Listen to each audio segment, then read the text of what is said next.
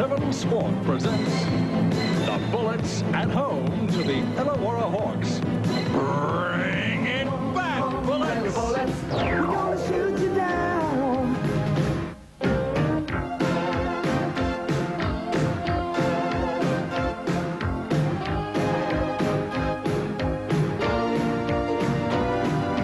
Run for cover.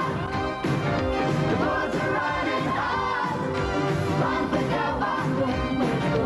Ooh, gonna shoot all their shots. Run for cover. Good evening and welcome to the Entertainment Centre at Burndall. The Brisbane Bullets, one up in the best-of-3 semi-final series against the Illawarra Hawks, are at home, having beaten the Hawks by 22 points in Wollongong on Wednesday night. And Dave Claxton, it seems to me, having played 3 of the best quarters of basketball of the season, they might have a problem of overconfidence, perhaps a letdown. Yes, Brian Curl, I know, was very concerned about that, and I'm sure he's worked with the Bullets on it. But I thought they played extremely well on Wednesday night. I think they'll win again tonight by about 10 or 12. It'll be a closer game than Wednesday night.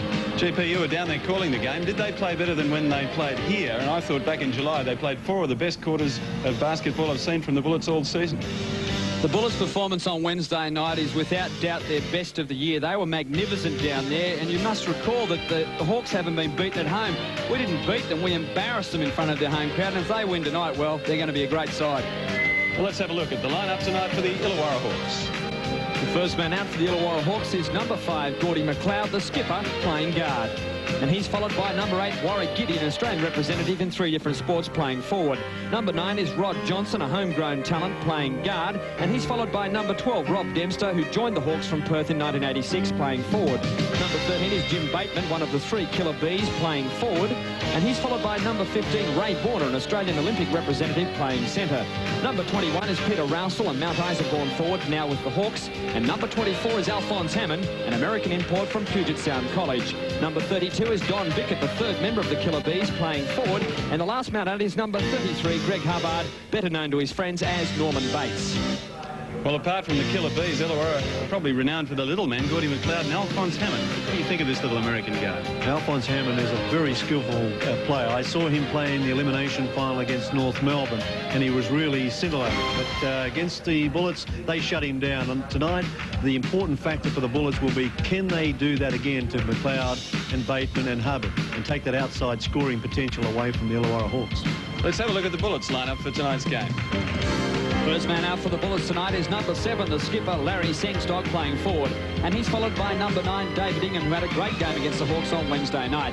Number 10 is Darren Spank Perry, playing guard tonight. He also returned to good form on Wednesday. And number 11 is Shane Edwards, who didn't play against the Hawks, but should get a run tonight. Number 22 is Ronnie the Rat Radcliffe. He'll be the playmaker for the Bullets tonight. And he's followed by number 30, Leroy Loggins. What a brilliant match he had against the Hawks. Number 33 is Long John Gorge, who's playing centre. And number 40 is the ace, Emery Atkinson, playing forward. Number 42 is the Doctor Who, Danny Morsu, playing guard or forward. And the last man out for the Bullets is number 52, Robert Sibley, the baseline bandit, playing forward. Of course, the Brisbane Bullets are unbeaten at home this season. I thought their last performance against the West Stars was brilliant. Apparently, they were even better Wednesday night. Their shooting percentage has just got better and better and better. Yes, and that's been great for the Brisbane Bullets in this coming into the finals. But the important thing for the Bullets is they've got depth, and that's what they have got over Illawarra Hawks, who can only go down to about 6 players. And when you've got Emery Atkinson coming off the bench, you know, for the Brisbane Bullets, that's depth. Well, GP, I think Leroy Loggins shot something like about 65 to 70% last time we saw him here at Burndall. How did he go on Wednesday night? Leroy Loggins on Wednesday night played 3 quarters of the best basketball I've ever seen. He was absolutely magnificent. He went through a period where he hit 19 points in that 3rd quarter. That tore the heart out of the Hawks. And if Leroy can produce that sort of form, there's no team in Australia even going to go close to the Bullets. Well, if the Bullets win tonight, they're through to the final, perhaps against the Adelaide 36ers, who are one up against the Perth Wildcats. We'll find out later, but there's one thing for sure. There'll be some fireworks tonight. Back in a moment. Bullets by 7. This is the best lead they've had in the whole match, and they haven't led that much. 13 seconds to go before 3-quarter time. The Bullets are going to try everything to hold out the shot. They've fumbled it, and guess who it was? Ray Borner. One more shot required from the Bullets. 3 seconds left. It goes to Ingham. He goes for the 3-pointer. It's good. What a great shot from Ginger Ingham. 66-56 at 3-quarter time. And the Bullets have had a 15-point turnaround from half-time. They lead by 10 points. And looking at the percentages, the Bullets have gone from the low 30s at quarter-time in shooting percentage to 52% now. And they're still continuing in that hot form. And the difference between the teams at the moment is that the Bullets have made their outside shots, and the Illawarra Hawks just can't buy a basket out there.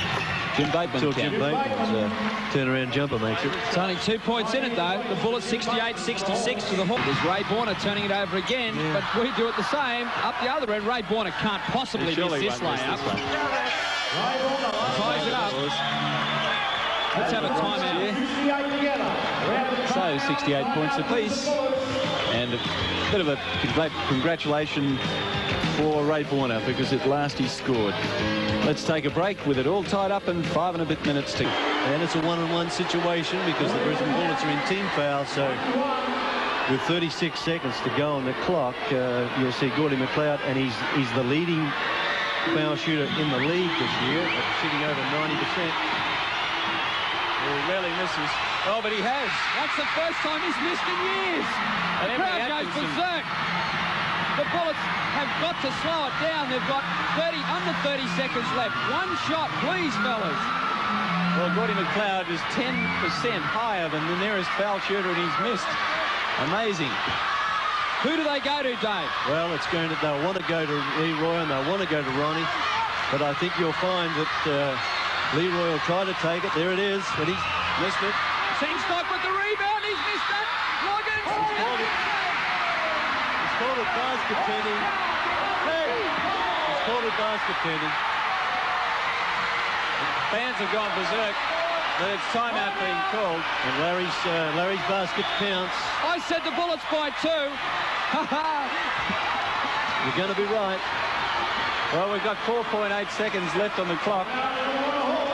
Still time, conceivably, for the Hawks to hit a three-pointer. Fair ball. The Bullets knocked it out. Fair ball. All right, let's collapse back to the halfway now. No foul. Don't even go for the shooter. Let them have the shot. Don't go for the shot, the shooter. Stay low, stay low. All right, get down. All right, hey, get that rebound, all right? No foul. Can't afford a foul. Get off them, let them drive on you. We pick up the charge, all right? But don't go for the shooter, all right? Don't go for the shooter. Down there. So you heard what Coach Curl has said. Just give them the shot. Dave, they've got plenty of time to make the shot too. 4.8 seconds. It depends. The Bullets will put some pressure down the floor a bit, probably, just to, although they're in team foul, so they can't afford too much pressure down the floor, but they'll try and make it as tough, just to even they can knock 1 or 2 seconds off that ball coming down. And here they are now, getting out and pressing. You'll find that the Illawarra will probably try and if they can only get it to the perimeter, shoot it. But certainly they'd like to try and go inside. Jim Bateman, he can hit a three-pointer. Gordie McLeod, they've got a few players there who could win the game straight for them. Don't go to the ball. Force the game into overtime if they can hit a two-pointer. We're into ulcer time now. Well, you're not wrong. I think the Illawarra have now got their big man in. Borner not even going to be in the play, which I find amazing. McLeod, a three-pointer. McLeod has done it. Gordie McLeod has won the game single-handed. He's the man that Brian Curl said he'd love to have in the Bullets team, and he's just gone straight down the floor and hit it from way outside the three-point line. If ever there was an inspiring piece of captaincy, that was it. Yes, see it again. Well, this is what he did just before half-time in the game against North Melbourne. He's made that three-pointer. It's in his range, but the Bullets were just standing off just too much, and he's made up for that missed foul shot. So the Brisbane Bullets' unbeaten record comes to an end at Boondall after 14 wins. They've been beaten at last by 1 point by the Illawarra Hawks, and so we go into the third semi-final, the deciding game on Sunday night. We'll come back in